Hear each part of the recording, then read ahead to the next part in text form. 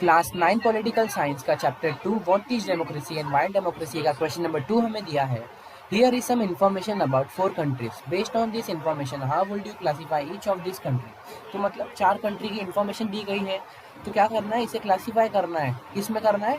Democratic, undemocratic और not sure. Not sure मतलब हो गया कि डेमोक्रेटिक या अनडेमोक्रेटिक कुछ भी हो सकता है, और डेमोक्रेटिक मतलब कि जिसको वोटिंग करने की राइट्स 18 ईयर्स के बाद, और रूल रेगुलेशन सब रहे अच्छे से, पूरा कॉन्स्टिट्यूशन पूरा इससे अच्छे से रहे सब। और अनडेमोक्रेटिक मतलब इसका उल्टा, कुछ ऐसा गलत उपयोग किया जाए, इलेक्शन गलत तरीके से हुआ जाए, तो ये हो जाएगा।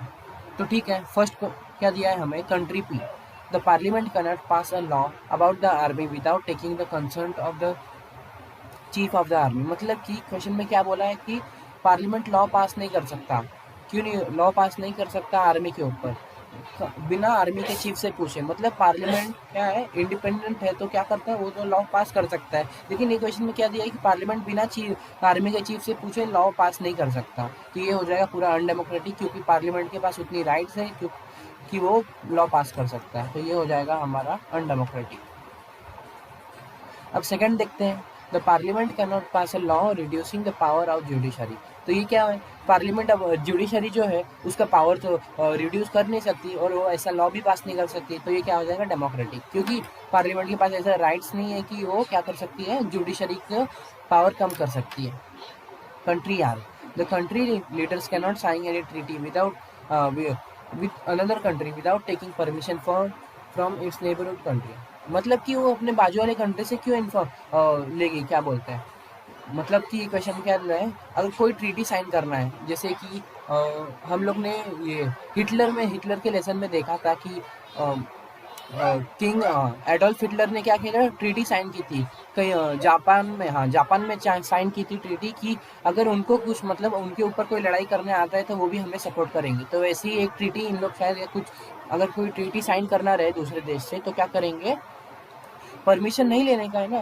तो इधर क्या दिया, अगर किसी दूसरे देश से ट्रीटी साइन करने की है तो उसके बाजू वाली कंट्री से पहले पूछना पड़ेगा कि क्या हम लोग साइन कर सकते हैं ट्रीटी की नहीं। तो हम लोग क्या है, बाजू वाली कंट्री से क्यों पूछेंगे, हमको जो करना है वो हम करेंगे ना। तो क्या हो जाएगा, ये हो जाएगा अनडेमोक्रेटिक, क्योंकि हमारे पास राइट्स है, हम लोग के पास, हम लोग इतने इंडिपेंडेंस है कि खुद ये कर सकते हैं। कंट्री एस, अब देखते हैं fourth, all the major economic decisions about the country are taken by officials of the central bank with the minister cannot change. मतलब कि जो इकोनॉमिक की पूरी चीज़ है, मतलब इकोनॉमी का पूरा सिस्टम है, कौन संभालता है, वो संभालता है central bank which central bank. तो क्या है, ये बिल्कुल गलत है, सेंट्रल बैंक नहीं संभालता है, मिनिस्टर संभालते हैं।